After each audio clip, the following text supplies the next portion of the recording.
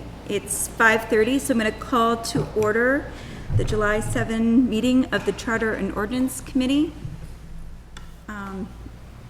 And I guess, do I get right into tonight's agenda? This is my first chairing of a meeting, so bear with me tonight. I will try and I will ask for gentle reminders if I'm missing anything or doing anything that I shouldn't be.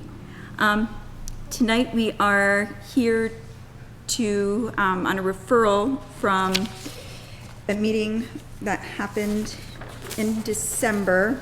A gentleman asked for help with noise complaints that wake him up every morning at 4:30. There was a brief debate on the request, and Chief Cullen was present and noted that there are some gray areas with noise ordinances and how they're enforced that kind of need to be vetted. So a motion was made at that meeting to hear the request before Charter and Ordinance. Madam Chair? I'm sorry? Madam Chair, Yes. may I suggest that the way we move on here, that everybody that's here should probably testify before we get into our stuff?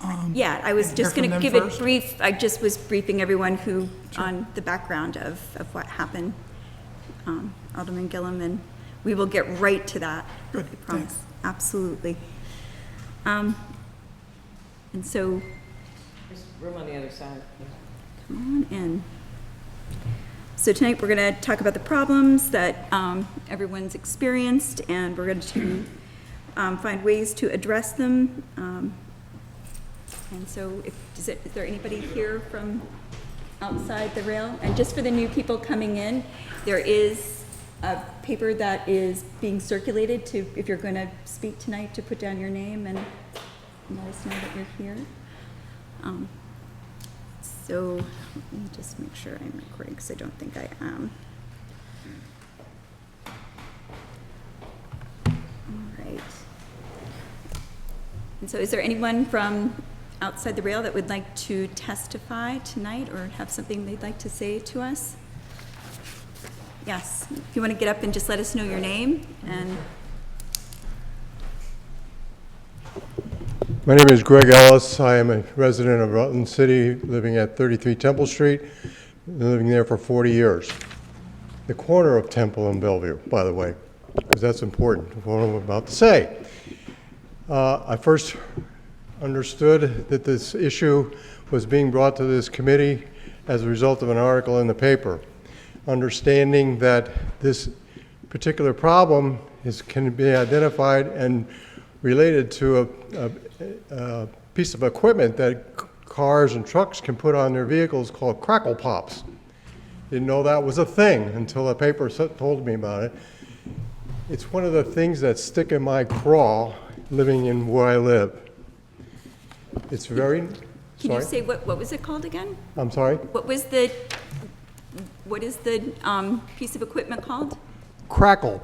Crackle? Crackle pop is the technical term that was used in the paper.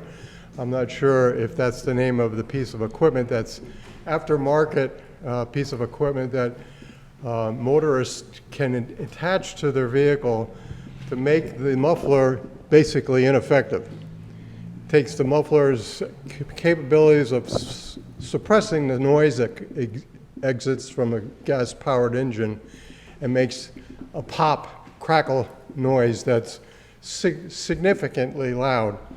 I have an app on my phone that records decibel levels. And my wife and I sit on our back porch enjoying the evening, enjoying the afternoon, enjoying the morning, which is very close to the intersection of Temple and Bellevue. I've recorded these vehicles many times. The decibel level rises above 100 dB, which in the course of a evening can be very significant, and if exposed to it over hours can be detrimental to your hearing. I wear hearing aids, and it's too loud for me, even when wearing hearing aids. Realizing that to do something about it requires an act of this body, requires police enforcement if you decide to create an ordinance. And I know these folks are out straight trying to solve much bigger issues than this one. But as you can see by the number of people that are here tonight, it's a major concern for, I'm hoping most everybody is in agreement with what I'm saying, that this is a problem that needs to be addressed. We live in a city. When I first moved here in Rutland, it was a very quiet neighborhood. Northeast section of the city was one of the places to live because of the quiet, peaceful nature. Where I live now is not so quiet. And I've been at other meetings where I've attested to the fact that the traffic on Temple Street, because it's a bypass now with a double yellow line, now classified as a Class 2 road. Jeff Winberg and I had some conversations about that. And North Street Extension decided at one point to put in stop signs as a result of a meeting like this, because the people there were concerned about the volume of traffic and the fact that they sped through that neighborhood using North Street Extension as a bypass. Well, guess what happened? The people from North Street decided, well, we can use Temple Street instead, bypassing the intersection of Route 4 and 7. I'm not here to talk about the traffic problem. I'm talking about just the noise. If this can be addressed with a simple change in the laws regarding noise making, I'm all for it. I know it's hard to enforce. I'll be happy, and I have taken pictures of many cars and their license plates, and I've actually took myself to the police station to complain of one vehicle that does this every morning at 4:30 in the morning on his way to work, where he works at the security business on the corner of Temple and Woodstock. I don't know his name, but I know his car. It's that yellow Audi vehicle. To speak to. You know the vehicle. I would just like to say everyone will So, have a chance so to does speak. the police who I talked to said, oh, we were aware of that vehicle. Well, let's do something about it. So that's my piece. I'm going to let the floor be occupied by others who want to speak. Thank you, Mr. Ellis. We appreciate that. And we'll call other people up. And I just want to say we're going to respect the person that is speaking, and everyone can and will have a chance to speak. And so please wait until you're directed. And if you want to raise your hand, and if you want to hold people for, for just comments or things like that, we can address it that way too. But I promise everyone will have a chance to speak. Okay? Thank you. Do you want to go?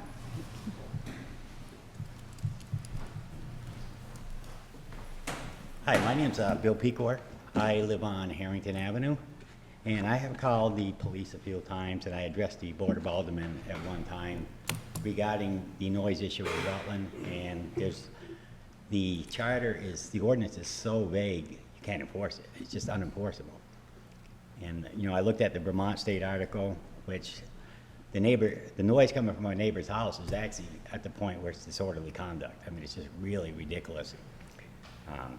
We've had the plates hanging on the wall vibrate.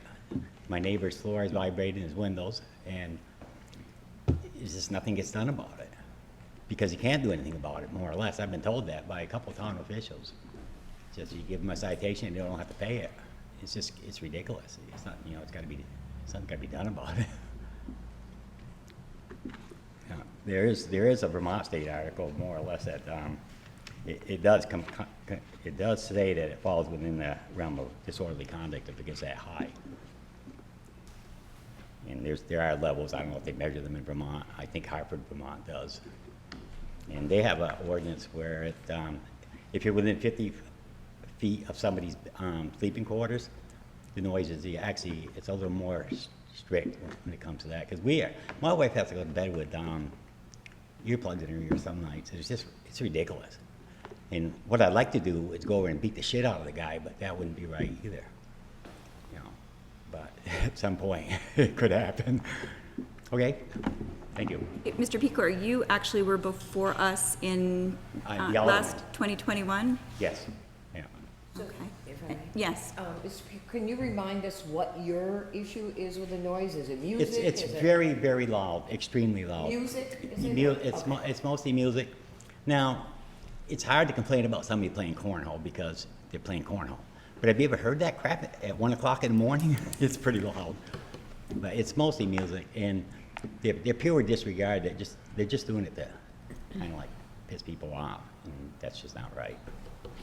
Thank you. Okay? Mr. Pecor, too, is it, it's not like a band practicing or anything like that? No, it's just recorded drunk. music?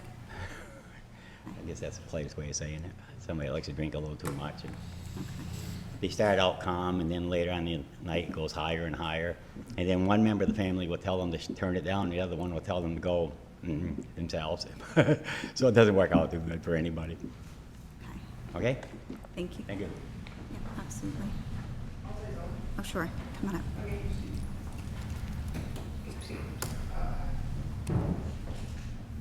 I'm Dan Stone. I'm from North Main Street. I basically, the guys, there's only like 2 guys that really have the crackle pop that is terrible, and they're disrespectful, and they'll do it in the middle of the night. And one of them's from Chittenden, and one of them's from Proctor. So we're gonna change the rules in Rutland because of someone from Proctor and someone from Chittenden. And ironically, I hear that one of the kids that's the worst one with Black Audi, his parents own Sensor Security, so he's terrifying combat veterans and kids with babies, and just being a nuisance just to be a nuisance, and it's kind of annoying. But I also don't want to see the rules get changed. So really nice cars, motorcycles, like muscle cars that go brop instead of pop, you know what I mean? They're gonna get targeted now. No one wants to see that, everybody likes a nice chopper, you know what I mean? Or a nice truck that has a nice exhaust, but this pop stuff is just stupid, you know what I mean? It's like, this sounds like gunshots, and there's people that, are war veterans and that have babies that are trying to sleep, you know what I mean?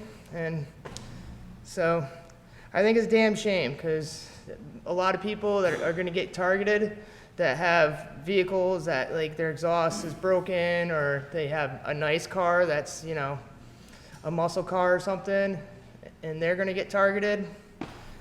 And we don't need more laws, we just need more community, we can find out who these people are. I found out who they are, and the community can get together and say, hey, he's coming, and maybe we can egg him, who cares, it's only 2 people. I haven't seen the car in the parking lot, you know what I mean? But it's annoying, that's it. Sure. But I don't want to see the law get changed.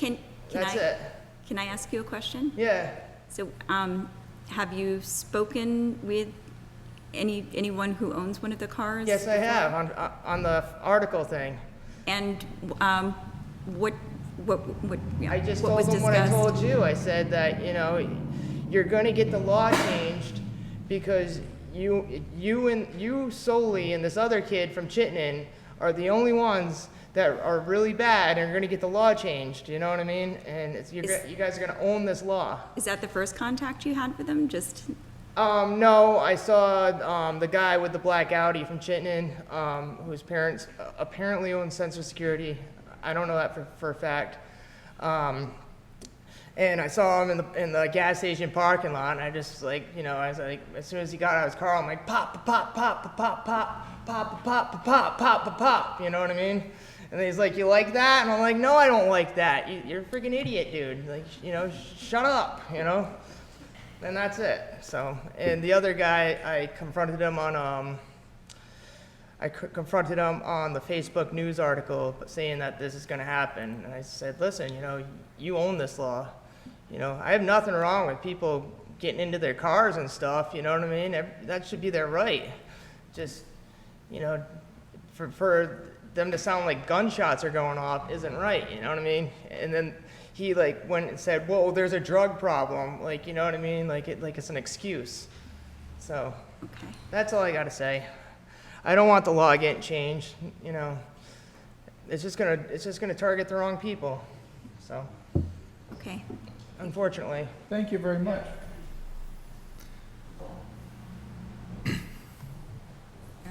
Anybody else who would like to? Sure. Absolutely.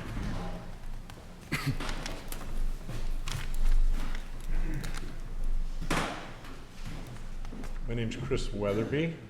I went to school with this guy. Moved away to Maine in '69. I went to high school up there, went in the Army, went to college, came back here in '84. I've been here ever since. I also worked with the Board of Aldermen way back in the early '80s to change and eliminate the barrel burning ordinance that Rutland City had. And I'm just bringing this up because it has a little bit of an interesting history. So I breezed in. I got tired of my little kids breathing the smoke of all the toxic fumes in the barrels, and our neighbors over on Pearl Street. Worked with Chris Sullivan. We just basically repealed the city ordinance that was in violation of the state law, and barrel burning was outlawed. Well, you'd think that would be fine, but you know, the firemen got sick of fistfights when they were called to put fires out. So it went back. And then finally it was repealed. But for me, it's bigger than just Crackle Pop. It's all the loud vehicles. I wasn't aware of 400 decibels, and I used to work in safety injury management, so I know about the damage that sound can do to especially young kids.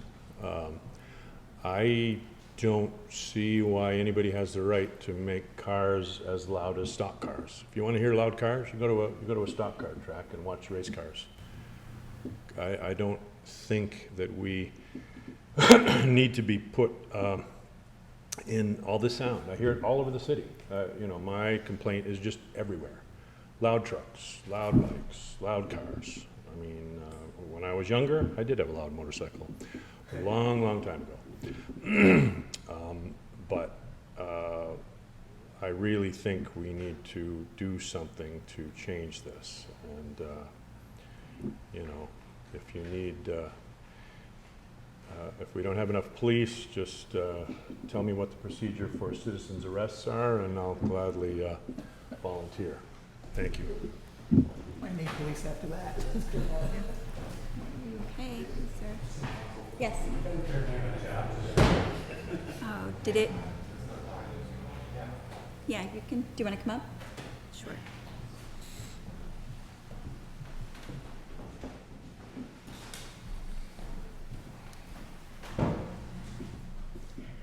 My name is Dan Parker. I'm a Rutland resident, lifelong. I'm 48 years old, and I am infatuated with Mustangs. I have a Mustang, and it is loud. I put about 500 miles on it a year, take it to car shows, et cetera, friends are going all the way up to 76 years old. And one of those 76-year-old friends has an 82 Mustang GT he bought brand new. He lives right here in Rutland, and his car is loud. This isn't, the Mustangs and cars like that come through the factory loud. So if we're going to target anything, we'll target the dealers then for sending them through loud. Now these little cars we're talking about, two in particular, that ain't even Rutland residents. Dalton is the one with the Audi. His parents own Census Security. That is correct. And the other one's a gray VW Golf GTI. And those are the two main cars that got the Crackle Pops around town. But there's all kinds. There's tons of old guys that I see at car shows, et cetera, right here local. We got Rave coming up. Town's going to get really noisy because everybody's bringing their cars in. It's this weekend. Are we going to tell everybody we can't go to Rave unless we got single exhaust? I mean, none of those people, even the old guys, are not going to quiet their cars. They're made to be muscle cars. They're not made to have single exhaust, et cetera, et cetera. It's the way they're made. There'll be a lot of angry people if, I mean, the Crackle Pop, I'm going to say, yeah, my car don't even leave the garage after dark. I'm a single dad. I stay home with my kid. I'm home sleeping at that time. But it's these young kids with the Crackle Pop is the basic problem. You can't just tell everybody, oh, no more loud cars. They're all inspected. I mean, it's past inspection. They come through the factory loud. It's the way they come. Some of the cars, not all of them, some of them. But I mean, particularly Mustangs, Camaros, all that stuff, they all come through loud. And I think I'm here to make sure that it's not pinpointing loud cars, period. That's why I came. Because this guy over here said, it is two basic cars. The Audi used to be wrapped in green. Complaints all over Facebook about that, the way he drives up and down the streets, people are afraid for their kids. Chuck Hall, I'm friends with him, he's an ex-Rutland City police officer. He even was complaining about it on there, about that Audi. It's the Audi and that GTI. It's the Volkswagen Golf, it's gray. And because that goes by my house too, I live on Grove Street. And it's loud, and every time he shifts it, it goes pop. Sounds just like a gunfire. But those are the two cars that I know of in town. They don't even live here in Rutland. So as he said, why would we change Rutland line? They don't even live here. Two guys are gonna ruin it for everybody else?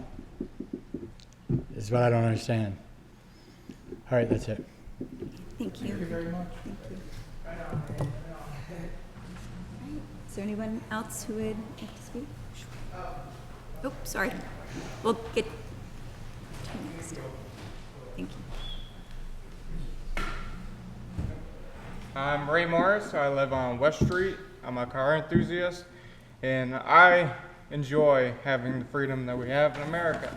And I don't think that we should push any more legislation on people that don't deserve it. There are two vehicles, as mentioned, that have the crackle pops, and if we make more laws, they're going to target everybody else. You're basically punishing everybody else for the lack of morals of two people. I don't think that's right. I enjoy having a loud car. I have a 98 Isuzu Hombre. It's a little tiny pickup truck. It's pretty loud. It's got more bark than bite, and I enjoy it very much. It warns pedestrians when I'm coming, so when they're running out in the middle of the road and not looking, they know I'm there. And I think it's safer that way. I don't think there's people that have loud cars that think everybody else should have quiet cars. Rules for me, or rules for thee, not for me. And I think that for a solution, because you can't arrest or give tickets to people because you're not there, right? When the crackle pops happen. What if people recorded them going by?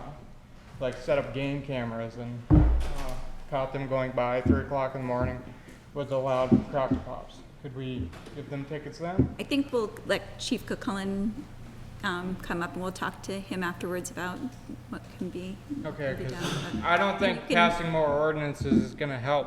If they can't enforce the sound ordinances that we already have, how are they going to push anything else? Other than that, I'm done. Thank you. Thank you. Thank you. Great. Yes, please. Come up and let's give your name. Hi, I'm Russ Glitman. I live on Grove Street, and I've experienced the crackle pots early in the morning, waking me up. It's definitely a problem. But as people said, we're in a community, and there is a lot of excessive noise beyond that, I think, as well. I've been here 16 years plus, and there's a noticeable increase in noise on Grove Street in the time that I've been here. And a lot of it is people speeding up from Crescent to get out of town or coming in as fast as they can in the morning. We had a little your speed sign there that lasted a couple of weeks. It definitely had an impact, though. I'd love to see that back, and also going north, because they've gunned their engines, and maybe they've got a loud car, but when you're flooring it, and you're probably speeding, I know some of these guys are going 45, 50 by the time they get to the top of that hill by Calvary, you're going to make a lot more noise, and it's extremely disruptive. You can't hear the TV if you're inside. You have to stop talking. I was even on Center and West the other day, and a bunch of cars came through. I couldn't talk to the people I was walking with. It's all through the city, and I just wish there was more we could do about it. Like I said, having your speed there signs, I think, makes a difference. I'd like to see that back, or even putting a patrol car. Unfortunately, one of my neighbors passed away last week, and there was a patrol car on Grove Street outside her house for 2 or 3 hours. No noise. Thank you. Thank you, Russ. Okay, is there, yes, do you want to come? Sure.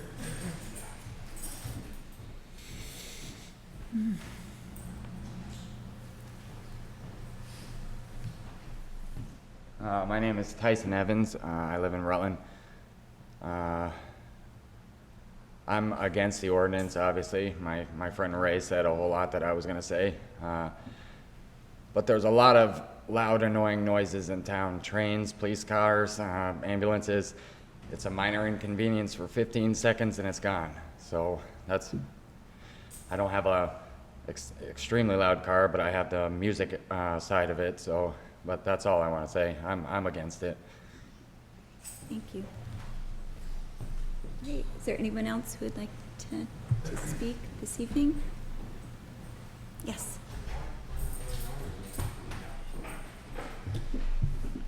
Hi, I'm Don Taddeo, and I live in the city of Rutland. And I'm not necessarily for an ordinance, but it's in regards specifically to the crackle pop.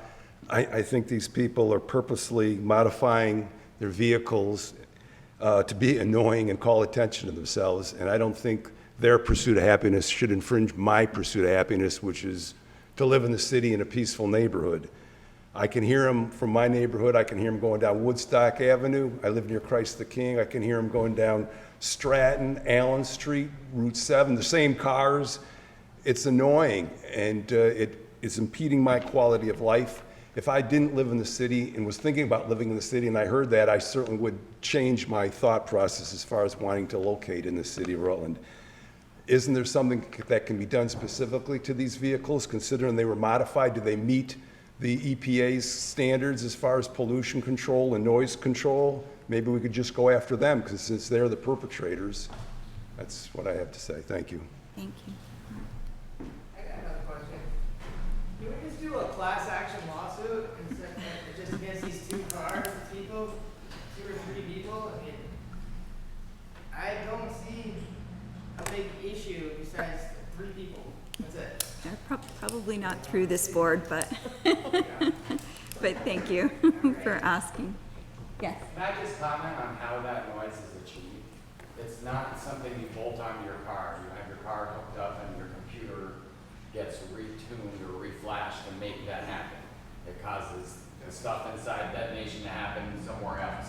So it's something that you get your car hooked up to a computer, you have it flash, and that's where it comes from. So it's something that has to be done outside of Yes, dealers buying. have to do it. I'm sure you can go buy your own stuff to have it done, but most places go to a tuning shop. And are to you have it done. aware of, does that impede its ability to be not registered but inspected? No. And it has nothing Not to that do I with, know of. has nothing to do with exhaust or anything like that? It No, doesn't you're not discharge any allowed to buy differently? anything on the exhaust to achieve that crackle tune. Thank you. It's a computer in your car and having a tune added to it. The explosion that's happening above the piston is now happening outside the exhaust gas. Thank you.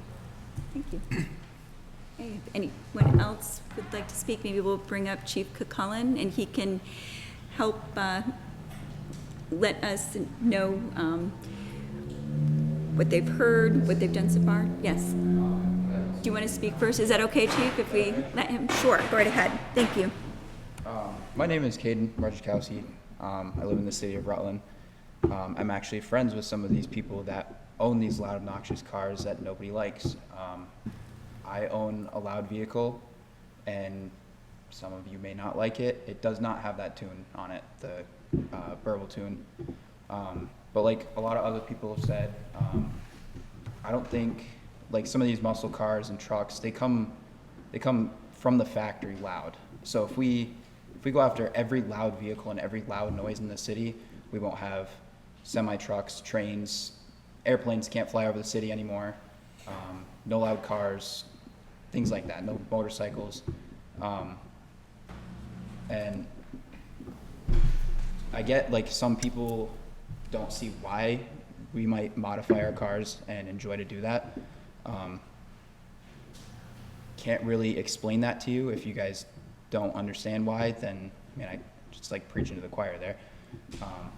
But I don't see how going after all loud vehicles would really make a difference in anything, because like my car, it's modified. It's not obnoxiously loud, but it is loud. And it passes all the EPA guidelines. It's inspectable through Vermont state laws. I take it right down to the Subaru dealership and get it inspected there. So it's legal within every law that I'm abided to follow. Yeah, that's all I have to say. Thank you, Hayden. Thank you. Sure, one more, and then we'll, if everyone else is okay, let the chief. One thing I want to say is some of these younger kids, including him, they're out there, because my son, 19-year-old, does the same thing. He's got a Honda Accord, it's got no sound over, it's not a crack on it.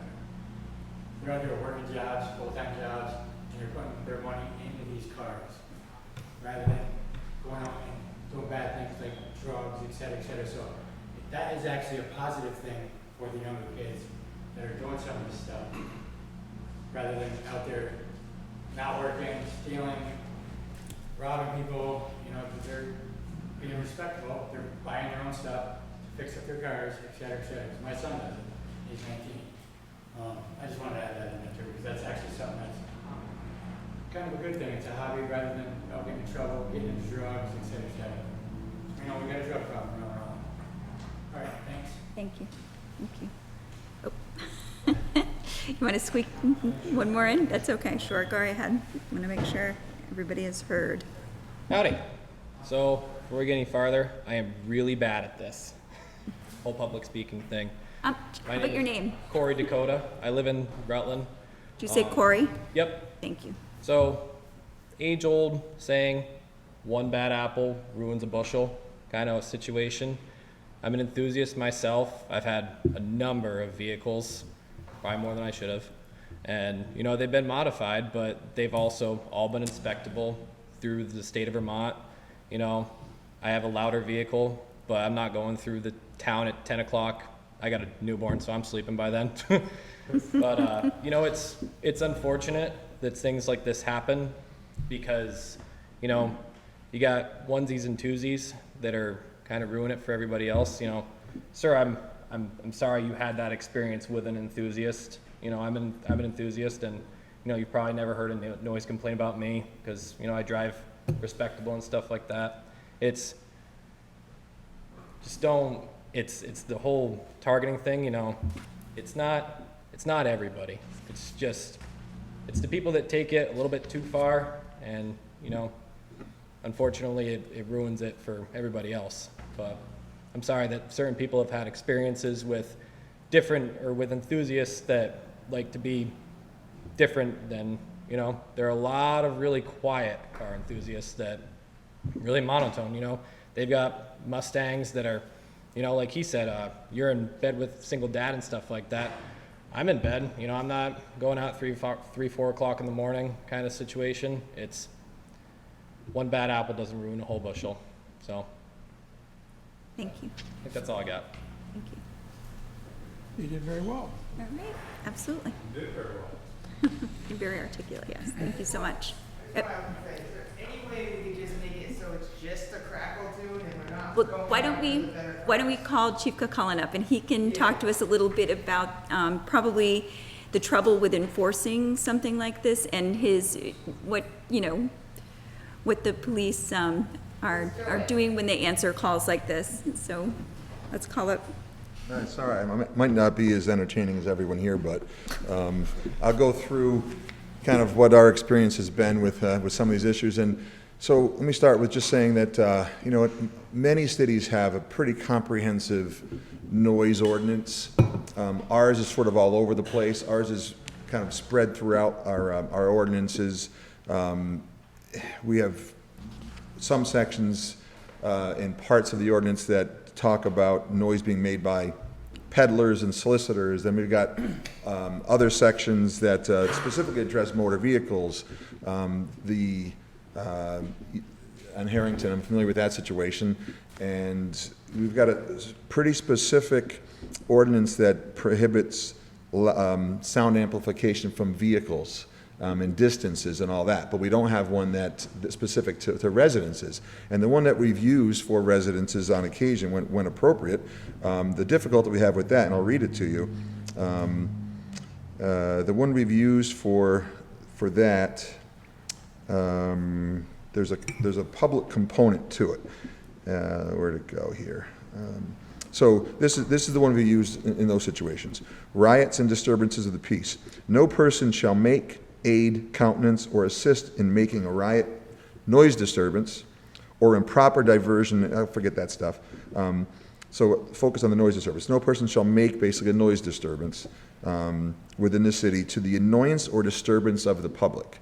And the difficulty we've had specifically in Harrington is that we typically have had a call from you, sir, and I myself have had conversations with the state's attorney's office, and does it necessarily rise to a public annoyance if you're only getting calls from immediately next door? As I said, many cities have specific feet, so if you hear it 50 feet from the source, whether your windows are closed or not, it's a violation. So again, ours isn't terribly comprehensive, but that's a difficulty we've had when dealing with kind of noise situations like you've described. As I said, with cars though, between 8 in the morning and 10 at night, if it's audible from 75 feet from the car, then it's a violation. At 10 at night to 8 in the morning, if it's audible 50 feet from the car, then it's a violation. So again, it's a little more comprehensive when it comes to noise amplification from vehicles, but when it comes to a residence, we don't necessarily have that. Am I wrong? Am I right? If your charter or ordinance isn't written properly, it's so vague, don't you have to go by the Vermont statute? So the Vermont statute we have used once, since I've been here, and that was not prosecuted either. And I did speak with the prosecutor. I think when this first came up, I did reach out to the prosecutor who ultimately dismissed that case. It was a local bar, and that case was dismissed using the state statute. And it was a similar issue in that particular section didn't contemplate the type of scenario we're looking to address. So that was the difficulty with that. And so we, again, it's difficult to enforce those types of complaints. It's difficult, especially in the ordinance, and not just on a Rutland, but several towns have very vague ordinance. You can't enforce something if it's not written. Well, again, when they're vague, sometimes you can enforce them, but but there's an adverse ruling by a court sometimes, then that presents more difficulty. So, as I said, with the noise amplification, sound amplification for vehicles, it's real specific. And if we had something like that to address your situation, then it's something we could probably enforce. Now, the other difficulty we have is when we show up, the music's typically down, that we don't observe it, right? We don't hear it ourselves. So. But I know we have been, to Harrington, and even though the music's been down, we have advised the neighbors. So that's some of the difficulty that we have. The other, with respect to the Snap, Crackle, and Pop, wasn't that a cereal? Yes, I think it's just Crackle Pop. Rice Krispies. So, a couple years ago, the first time that I really remember sort of seeing, hearing that, or hearing of that sort of thing, was on Strong's Ave. We had a call for shots fired. We had, and I mentioned this to the reporter when I spoke, we had the road blocked off, and what sort of led us to believe that it actually was shots fired was that we actually found what appeared to be a bullet hole in a building, which turned out to be old. But we had the road blocked off. We were reviewing cameras from businesses in the area, spent a lot of time and resources in investigating a shots fired call, which was ultimately a car from Fairhaven with this crackle pop thing, right? So that's what that was. You're right, there's I'm certainly, and I've been out with patrol officers that have pulled over cars for this and advised them. I don't know if it was the Audi, but you're right, it was green. It was like a lime green at one point, but there are a few cars like that. And I don't think anyone has, as a couple you had mentioned, cars come from the manufacturer with different types of exhaust systems. I don't think anyone here would probably, conceding that some exhaust systems are louder than others, I don't think anyone here is really complaining about exhaust systems that come from the manufacturer off the assembly line that are so loud they're obnoxious. I don't think anyone here is talking about that. But some are clearly modified, right? And we do have an ordinance that we can currently on the books that we can use. And that is, as I said, in another section of the ordinances, it's called unnecessary noise. No owner or driver of a motor vehicle shall operate it or permit it to be operated in such a manner as to cause unnecessary or unreasonable noise. And that's what we can use. There's also, under motor vehicle law, a state statute, defective equipment. And so that's been used. But I think this is probably even more appropriate than using a defective equipment one. Now, as far as inspections, I actually went to my mechanic today to ask this question, because when I started asking questions about some of these issues, I was told that even with some of the modified exhaust systems, it might be, I'm told, again, and this is from another law enforcement source, that the inspector can advise of the issue with it, but can't fail for it. I don't know if that's true. So I stopped by my mechanic today. He was at lunch, so I never got an answer to that. That was from someone else in law enforcement. I really like to hear from my, to find out someone who actually does the inspections to find out whether that's true or not.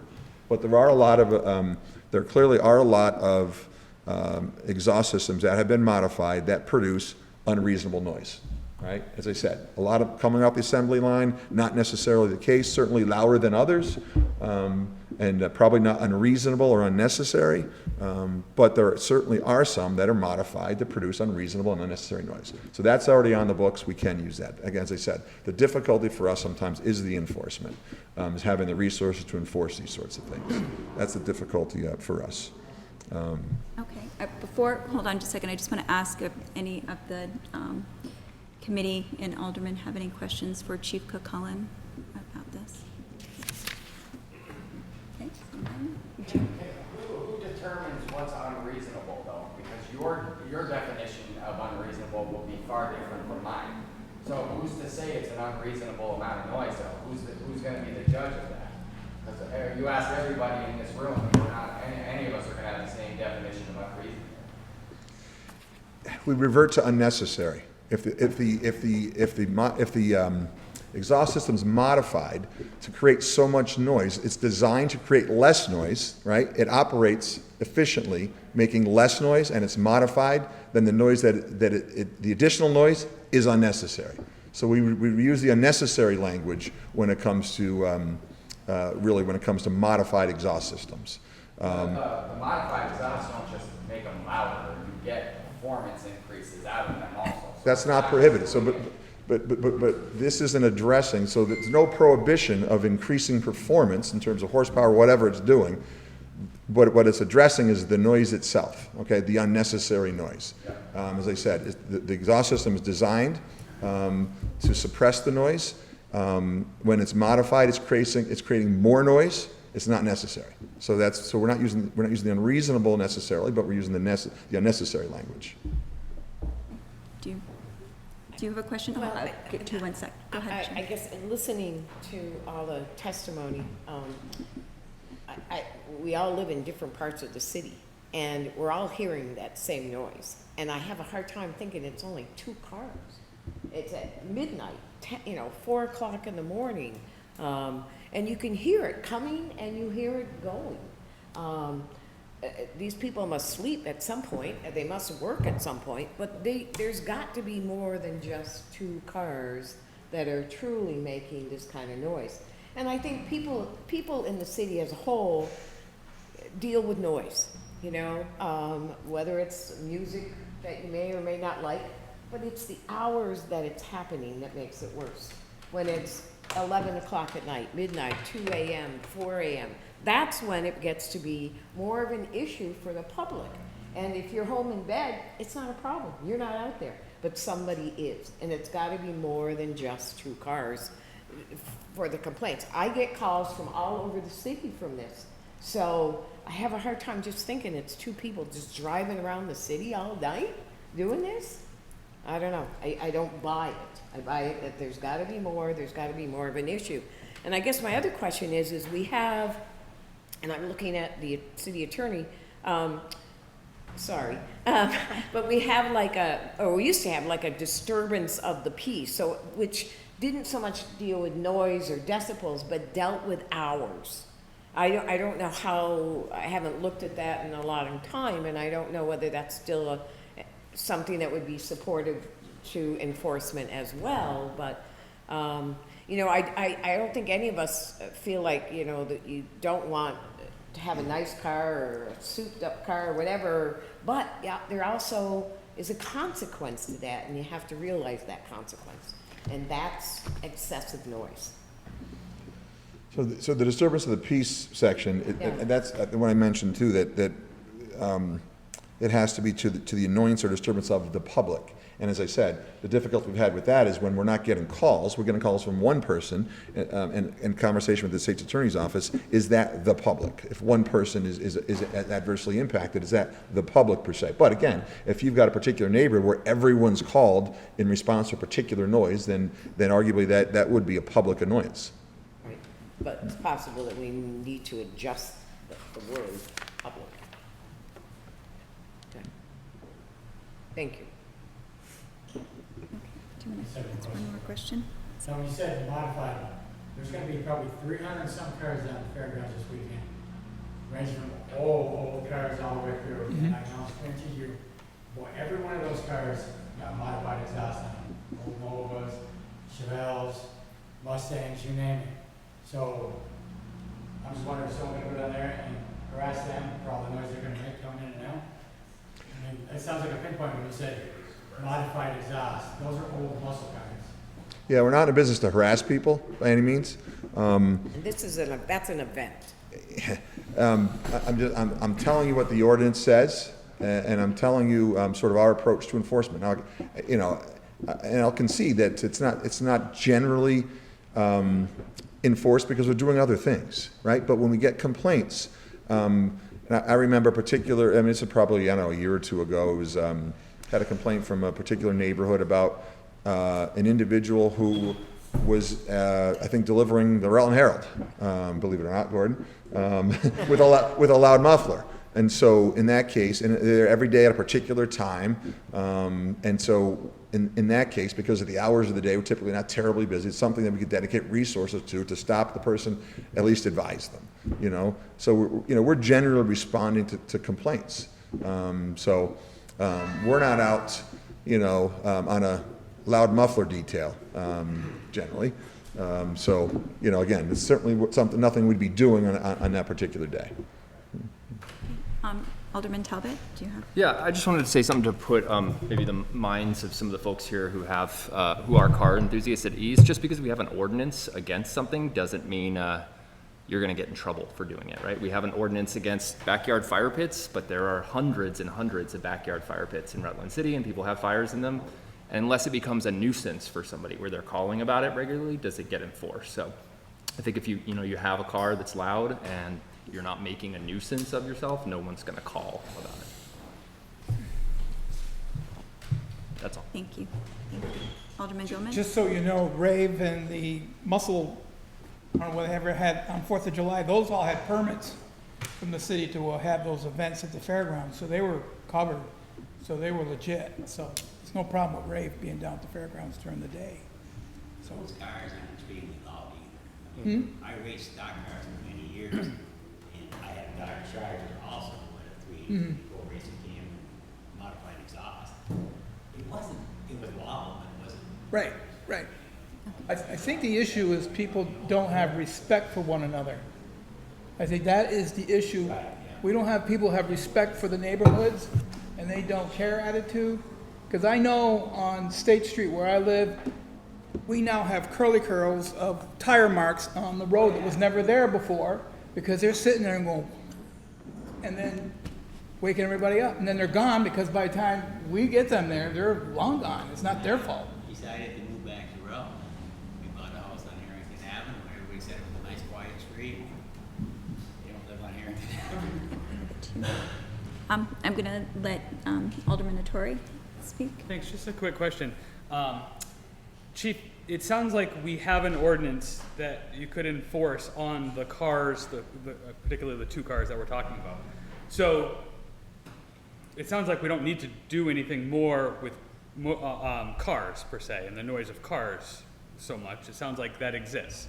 Maybe there's something to talk about noise or hours, so that we can kind of push when that noise is happening. Maybe it's more of an education campaign that people should be calling, when that happens, so we can say it's the public. But it sounds like that part's taken care of. We might need to clean up the ordinance in terms of some other things, like for Pecor's issue. Yeah. But it sounds like what we have is okay for the excessiveness of the couple cars. And by the way, I do think I want to recognize the folks that are here who are car enthusiasts, for one, coming and advocating for your perspective. I think it's important. And two, I do commend you on finding a passion that is something that is a passion, right? So finding something that is a passion, because that is the thing that helps people, find a community and not do drugs. Those are the things that we do want to encourage. It's the part of how do you, where is that passion versus the impact on others? And it sounds like, a lot of you have figured that out for yourselves. It sounds like there's a couple that might not have, and maybe this ordinance works, maybe there's some other pieces, but just curious. Thank you. I'd let two people who've been very patient just ask questions real quick. Yes. So is it my understanding that there is a mechanism that we could use to specifically go after these annoying crackle pop perpetrators? Yes, this particular section, 4945 of the city ordinances, is something that someone with a crackle pop and could be written for. Do we have to have you here, or can we report it and take pictures and the license plate, so we can go investigate that car, have it be turned on, hear the sound, and then you can give them a ticket? Yes? Well, and I'll read it again, but it has to be operated, so I would say, if we had a complaint about the particular vehicle, we could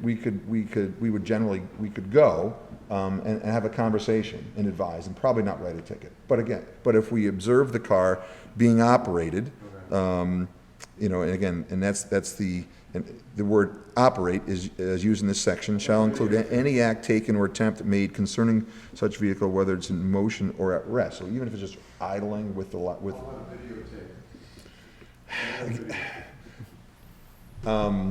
With a videotape, again, it depends. If all the elements are there, if we know who's operating it, who has control of the vehicle, that it's something that we could have a conversation potentially with the state's attorneys on, but, and I must admit, a lot of it comes down to having the resources to spend, to an investigation into something like that. It depends on a lot of things, what's going on at the time, so sorry I don't have a really good answer for you, but ideally it's something that we'd observe and address immediately and not conduct some more of an investigation into. Okay. But easy enough, like I said, if you get complaints about a particular car, we can stop and have a conversation with anyone. Thank you, Chief. Alderman Yes, Franco. thank you. Just a quick question. So, I agree with Alderman Atori's assessment that the existing ordinance probably supplies enough of a scope for you to write a ticket if you needed to.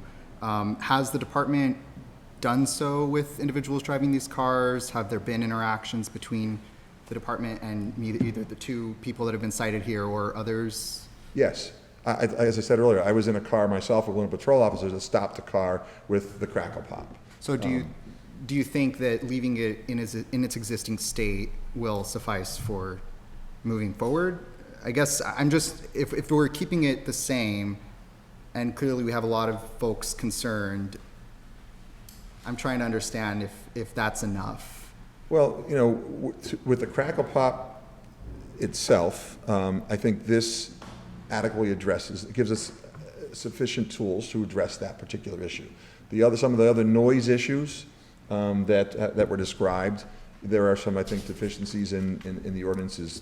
We can't adequately address those sorts of things. As I said, with the sound amplification from cars, it's pretty specific in terms of number of feet, but there's not from a residence. So some of the other things I think probably need to be looked at, but in terms of addressing cars making unnecessary noise, I think this is absolutely a tool that we can use. So you would expect to write additional tickets Well, to folks who already have received some, or? I can't tell you that ticket, in this particular case, I think we issued a written warning. And again, it's certainly anecdotal, but there, as everyone sort of mentioned, there appears to be just a couple cars with that crackle pop. It seems like there were probably more 6 months ago, a year ago. Again, that's strictly anecdotal. They're certainly out there, but as I said, we started to see them a couple of years ago, and it seemed to have, as I said, this particular car that we ended up capturing on a camera was from Fairhaven. I know these guys mentioned Chittenden and somewhere else, but Proctor, I think. But this one was from Fairhaven, so it seemed like there were some more then. And again, going back, as I said, a year ago, there were quite a few postings on that Audi because it was lime green. No one could miss that. People who were annoyed with it were posting it and saying, yeah, this guy's a jerk, this and that. It seems like there's less of it, I must say, but as I said, strictly anecdotal. And I think Attorney Bloomer Yeah, I just had one note on, just this part of the conversation. The chief and I just spoke this afternoon and both took a look at the ordinances, and I think the penalty under 4945, which is what we've just been talking about, looks to be a criminal penalty of a misdemeanor. And so I don't know what anyone's thoughts are about whether that's enough of a disincentive, or if they think a civil penalty would work better, but that would need to be changed if folks don't think that a misdemeanor is either appropriate or would be effective. I don't know enough about the state's attorney's office and the judiciary on criminal matters to know, if you started writing misdemeanor or, basically teeing up misdemeanors for these violations, whether the state's attorney's office would take them forward and prosecute, or if they would, not do so. So, that may be a question for us to try to get an answer to, after this meeting, if there's interest in us doing so. But I just thought that was important to note, that I think the penalty that's prescribed right now by the ordinance is a misdemeanor. Yeah, as I said too, there are a lot of, this is sort of all over the place in various sections in the ordinances, and so there was, again, trying to find out what the penalty was for something like this, that, we located that particular section, or that, but there was another section that talks about penalties.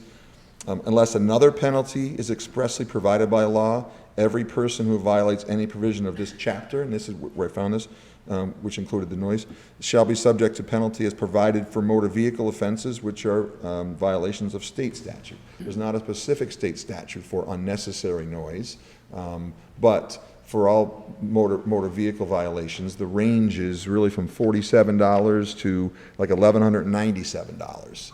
So arguably it could be anywhere in that range. Most specific offenses have a waiver amount that's listed on a ticket, so it'll tell you the range, it'll tell you what the waiver amount is. So if someone pleads to a ticket, they could pay the waiver amount. If they want to fight the ticket and they lose, then the fine could be anywhere in that range.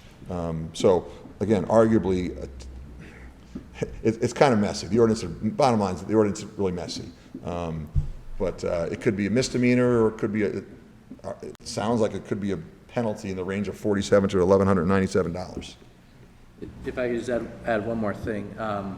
So, Chief, you should weigh in on this as well, but I guess as a drafter of laws, I prefer them to be more, I guess, less ambiguous or less vague, because I think it's fair to everybody involved that, you mentioned the amplification systems, that it's 75, if you can hear it within 75 feet during certain times a day versus 50 feet.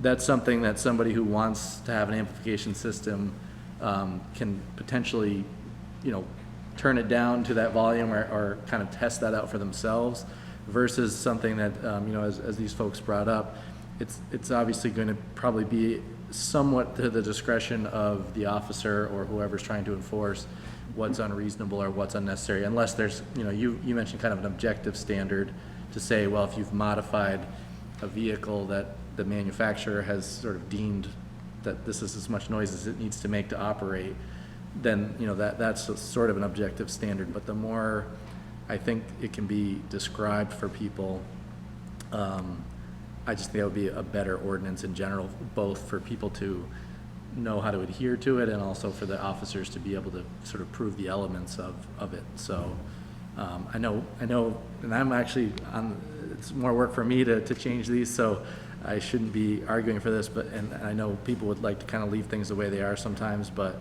if it is an issue and something that we want to be able to address, it might make some sense to, maybe it doesn't need to be quite what we did with the shopping cart ordinance, but, you know, it might want to have a modification of some sort to make it more workable for everybody.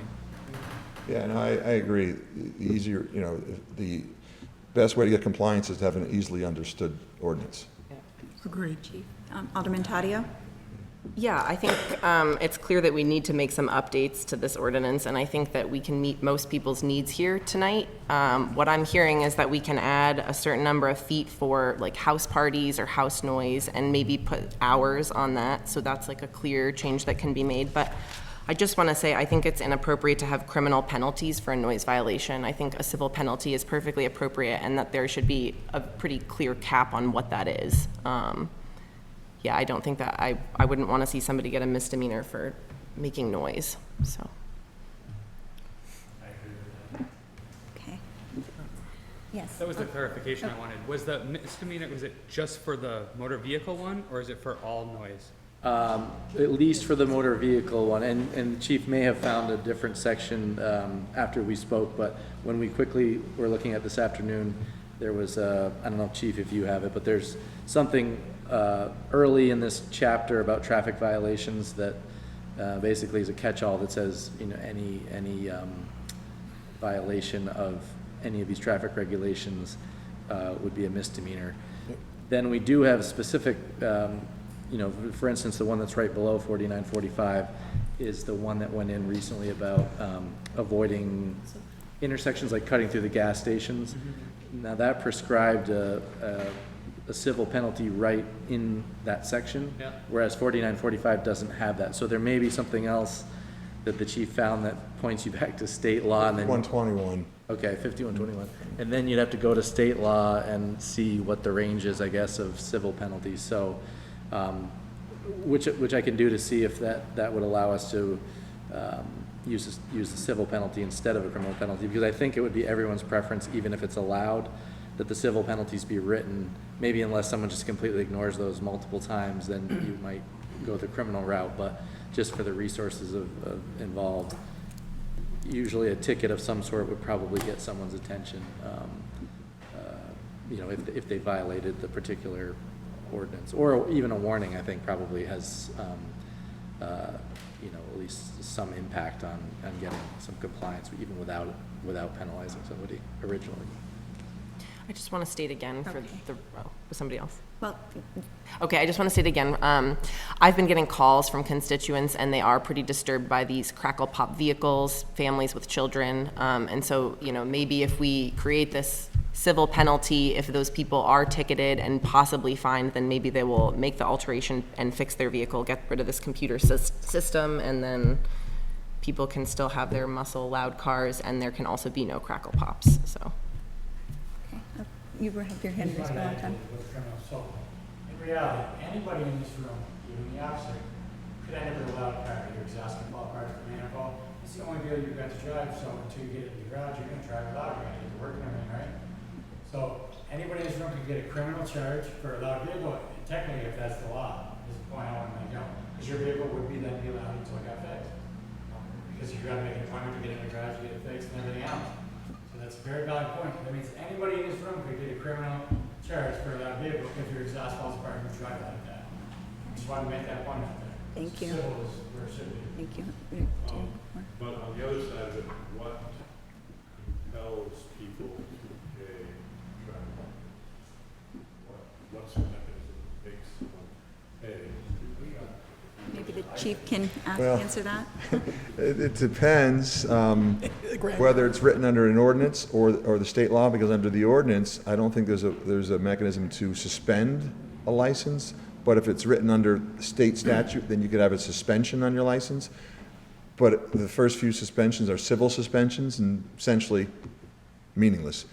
But at some point, there are criminal suspensions, so that's the mechanism, generally suspensions. But people drive with suspended licenses. It comes down to personal responsibility. All right, it sounds like there is some follow-up work for us in clearing up some of the ordinance issues with the criminal penalty versus other remedies, and, just clarifying the noise ordinances for residences and for cars.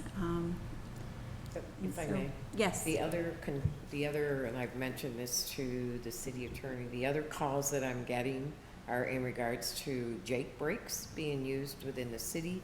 And that we're going back a few years. David was on the Board of Aldermen when I believe the Inn at Rutland at the time, that was on the corner of Temple and Route 7, brought it to the board's attention. And we worked with Noonan, who had the tractor trailers on Meadow Street at the time, to determine whether or not the grades in the city of Rutland required the use of a Jake brake, and they did not. We also talked about the fact that it's not really forcible, but we did do signage. And we did signage where it came into the city to say we encourage the non-use of Jake brakes within the city limits. And those signs were up. They're gone. I don't know why they're gone, but in talking with the mayor, I don't expect the chief to probably write a ticket for a Jake brake, but sometimes it's just a deterrent when you see that signage as you enter the city limits that a Jake brake is not required, that we encourage, not to use a Jake brake within the city, because I've had some complaints from folks on West Street, folks on Route 7 going down the hill, even just on Route 7 heading north, like to Rutland Town, Pittsford. The grades there are pretty well flat, and yet they're using their Jake brakes just to slow down. So I think that's something that, as far as noise goes, needs to be addressed as well, if we may. And it may be just simply reinstating some signage as you enter the city limits. Yeah, to that point, I actually have a question. So the crackle pop, do they have to push something to make it go off, or does it just happen? The higher you rev your car and you let it drop, the louder it's going to be. Okay, So but do you have to rev for it to happen? It's off the deceleration. Okay. So you rev it up, and then it revs up, and then when you let off the pedal, it pops really loud. And so you can rev the car when it's in gear or out of gear and make this happen? If you were driving automatic, you push your clutch in, you rev it up, and when it comes back down, but the higher you rev it, the louder and more pops are going to get. So if you rev it at a lower RPM, you're going to get a lot less noise. So you could not allow it to happen if you were driving through the city, Yes. possibly? Yes. So I'm a believer that everybody has their own right to do whatever they want with their own property. I work overnights, and I have heard some of it, and yes, it's extremely obnoxious, but that's their right. I don't think they need to do it to the extent that they do it sometimes, but, they pay That for might it, fall they under buy it, excessive. so, but yes, it doesn't have to be excessive. Is there anybody else? Or do you want to say one more thing? When you're thinking about the overall noise ordinance for public residencies, the problem I have with putting the timing on it is there's just, I live on Jasmine Lane, a dead-end street. Harrington Bill's my neighbor, and the man in question who's a nuisance, we share a back lawn. The music's up atrocious. I'm all for the police. I would never defund you. I understand you're short-staffed.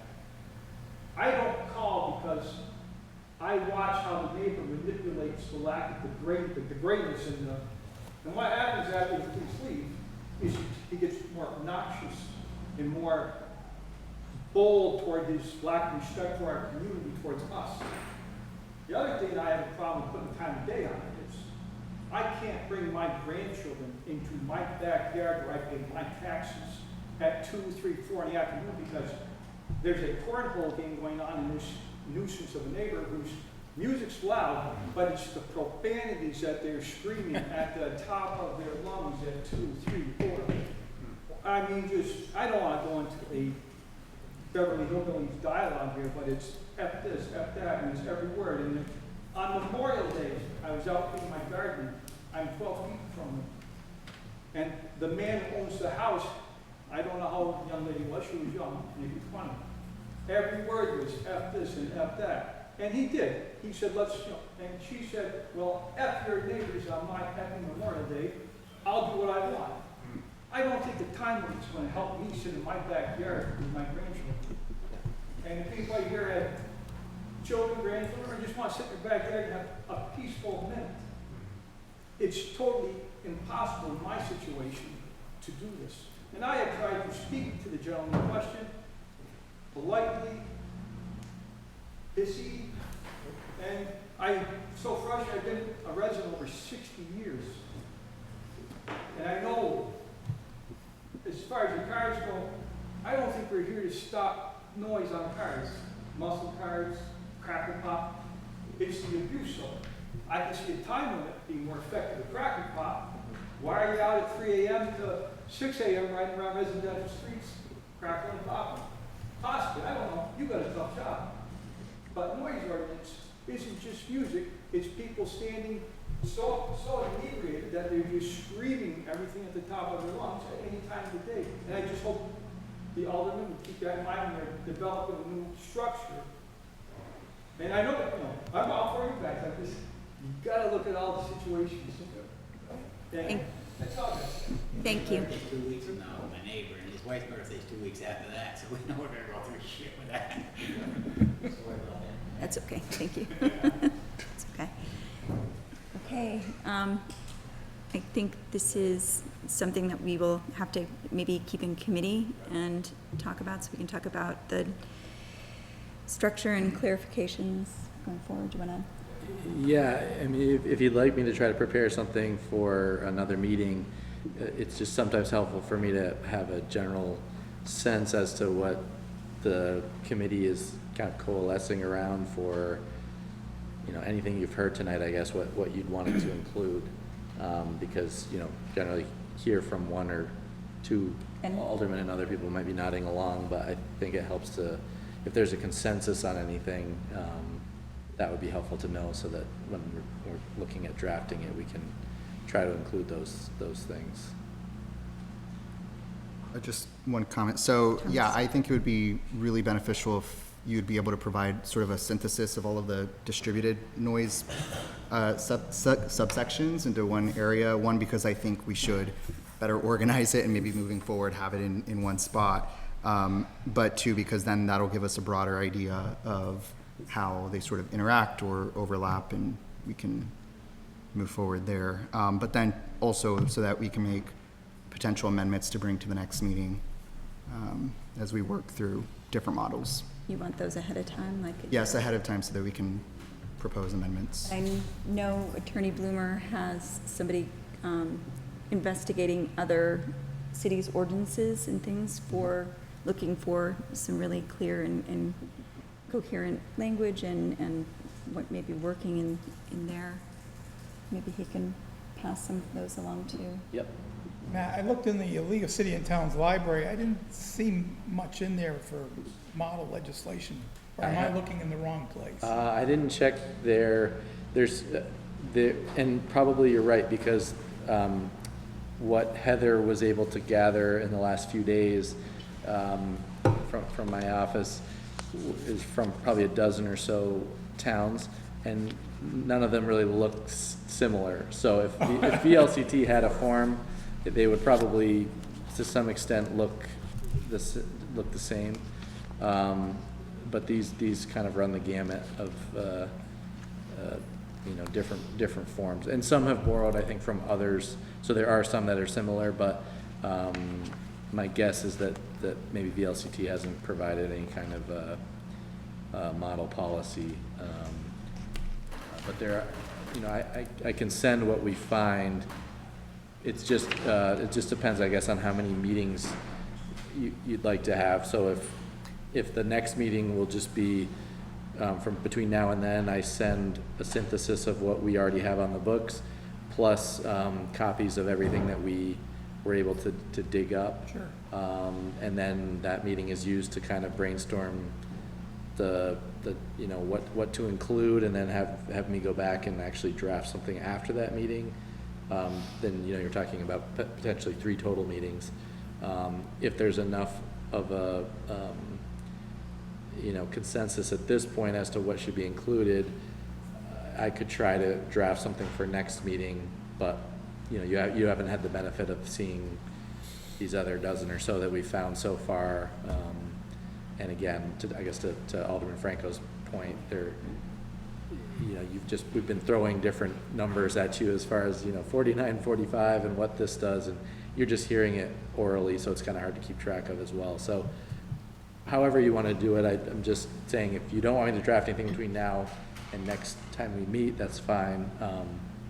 And I can just pull together all the resources that we can find, and we can use that meeting to I think it might be helpful to do just that, to have him send us everything that he has been able to find for us, and then have us digest it, and then come to the next meeting to kind of help draft and talk about what would work for Rutland. Does that make sense? Does anyone have any?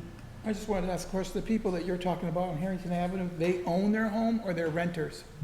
I'm under the impression they own it. Yeah, we're under the impression they own it. Okay. Because there's another way we can deal with that, which we do on They Cleveland. actually had a certificate of occupancy, but I don't know if I could go walk in that. Oh, you just ask the inspector who'll go in.